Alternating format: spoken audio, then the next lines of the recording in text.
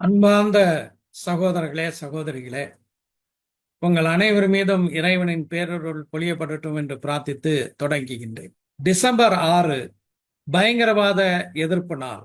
1992 இதே நாளில் உச்ச நீதிமன்ற உத்தரவை மீறி பாபரி பள்ளிவாசல் இடித்து தரைமட்டமாக்கப்பட்ட அந்த நாள். 1991 இந்திய நாடாளுமன்றத்தில் places of worship protection act, அதாவது வழிபாட்டு தலங்கள் பாதுகாப்பு சட்டம் 1991 இயற்றப்பட்டது. இந்த சட்டம் 1947 ஆகஸ்ட் 15 யார் யார் வசம் எப்படியான வகையில் வழிபாட்டு தலங்கள் இருந்ததோ அப்படியே இருக்க வேண்டும், அது குறித்த எந்த வழக்குகளோ தாவாக்களோ ஏற்படக்கூடாது என்று தெளிவுபடுத்தியது. இந்த சூழலிலே தான் 2019 பாபரி மஸ்ஜித் இடம் யாருக்கு சொந்தம் என்பது தொடர்பான தீர்ப்பை உச்சநீதிமன்றத்தினுடைய அரசமைப்பு பிரிவு, அதாவது கான்ஸ்டிடியூஷன் பெஞ்ச் வழங்கியது. அந்த அரசமைப்பு சாசன பிரிவில தீர்ப்பு வழங்கிய நீதிபதிகளில் ஒருவர் நீதியரசர் சந்திரசூட். பிறகு இவர் உச்சநீதிமன்றத்தினுடைய தலைமை நீதிபதியாக இருந்தார். அதற்கு பிறகு அவர் ஓய்வு பெற்றுவிட்டார். இந்த நிலையிலே தான் அந்த தீர்ப்பில் சொல்லப்பட்ட மிக முக்கியமான செய்தி என்னவென்றால், 1991 இயற்றப்பட்ட வழிபாட்டு தலங்கள் பாதுகாப்பு சட்டம் அரசமைப்பு சட்டம் சொல்லக்கூடிய அடிப்படையான மதசார்பின்மையினுடைய பிரதிபலிப்பாக இருக்கின்றது. 1947 முன்பு எழுப்பப்பட்ட சர்ச்சைகளுக்கெல்லாம் அது முடிவு கட்டிவிட்டது என்று அந்த சட்டத்தை சிலேகித்து இந்த தீர்ப்பிலே குறிப்பிட்டிருக்கிறார்கள். இந்த நிலையிலே தான் வாரணாசியில் உள்ள ஞானவாபி பள்ளிவாசலை ஆய்வு செய்வதற்கு கீழ்மை நீதிமன்றம் உத்தரவிட அதை ஆமோதித்து உச்ச நீதிமன்றம் இப்போது நீதியரசர் சந்திரசூட் தலைமை நீதிபதியாகிவிட்டார், தீர்ப்பு வழங்குகிறது. இந்த தீர்ப்பு எப்படியான தீர்ப்பு என்றால், உச்ச நீதிமன்றம் கொடுத்த தீர்ப்புக்கு நேர் விரோதமான தீர்ப்பு. இந்த தீர்ப்பு வழங்கப்பட்டதின் காரணமாக ஏராளமான சர்ச்சைகள் இன்று நீதிமன்றங்களில் நடைபெற்று வருகிறது. அதில் ஒன்றுதான் சம்பலில் உள்ள சாஹி ஜாமா பள்ளிவாசல்.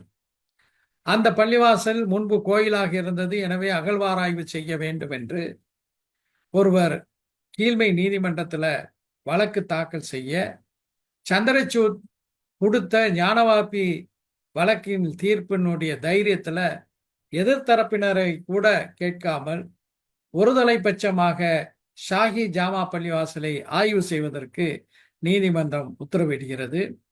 அந்த ஆய்வும் நடைபெறுகிறது. அந்த ஆய்வு நடைபெற்று முடிந்த பிறகு மீண்டும் 2 நாட்கள் கழித்து அந்த ஆய்வு குழுவினர் சங்க பரிவார்கள் மிக மோசமான முழக்கங்களை எழுப்ப அந்த பள்ளிவாசலுக்குள்ளே நுழைய, அங்கே ஒரு பெரிய தகராறு ஏற்பட்டு அதில் காவல்துறை துப்பாக்கிச்சூடு நடத்தி 5 முஸ்லிம் இளைஞர்கள் பரிதாபமாக உயிர் இழந்தார்கள்.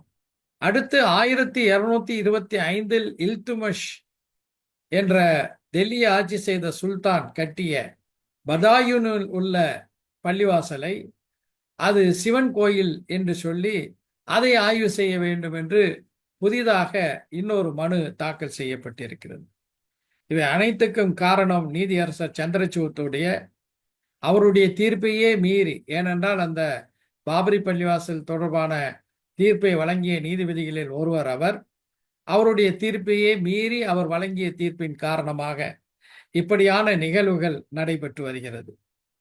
இவற்றையெல்லாம் கருத்தில் கொண்டுதான் ஒரு பாபரி பள்ளிவாசலை நாம் இழந்தோம், இனி ஒரு பள்ளிவாசலை நாம் இழக்க கூடாது. அதே நேரத்தில் நாடாளுமன்றம் நிறைவேற்றிய பிளேசஸ் ஆஃப் வர்ஷிப் ஆக்ட், வழிபாட்டு தலங்கள் பாதுகாப்பு சட்டம், அத்துணை பிரிவுகளும் முழுமையாக பின்பற்றப்பட வேண்டும், அது பாதுகாப்போடு நிறைவேற்றப்பட வேண்டும் என்ற கோரிக்கையை வலியுறுத்தி, ஒரு பக்கம் இது போன்ற சட்ட நீதிமன்றங்கள்ல பல்வேறு விஷயங்களை செய்து பள்ளிவாசலை கபலீகரம் செய்யக்கூடிய ஒரு நிலை என்றால், நாடாளுமன்றத்தில் வக்ஃபு திருத்த சட்டம் என்ற பெயரிலே ஒரு சட்டத்தை கொண்டு வந்து அதன் மூலமாக ஒட்டுமொத்தமாக அனைத்து வக்ஃபு சொத்துகளையும் பறிக்கக்கூடிய ஒரு மோசமான மசோதாவை கொண்டு வந்திருக்கிறார்கள்.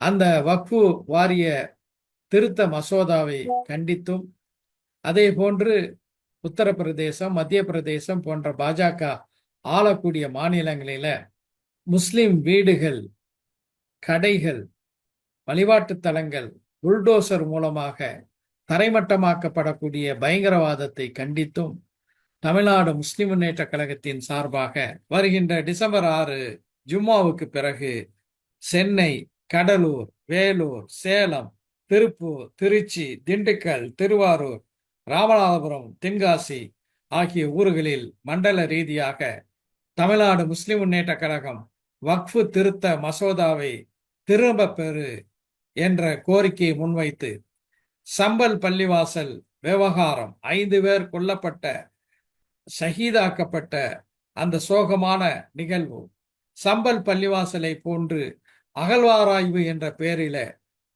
நூற்றுக்கணக்கான ஆண்டுகளாக பள்ளிவாசல்களாக இருந்த மஸ்ஜிதுகளை 1991 நிறைவேற்றப்பட்ட வழிபாட்டு தலங்கள் பாதுகாப்பு சட்டத்தை மீறி கபலீகரம் செய்யக்கூடிய அந்த வஞ்சகத்தை எதிர்த்து புல்டோசர் கலாச்சாரத்தின் மூலமாக முஸ்லிம்களுடைய சொத்துக்களை, பள்ளிவாசல்களை அளிக்கின்ற சங்கப்பரிவாரனுடைய அத்துமீறல்களை கண்டித்துதான் இந்த போராட்டம் டிசம்பர் 6 நடைபெறுகிறது.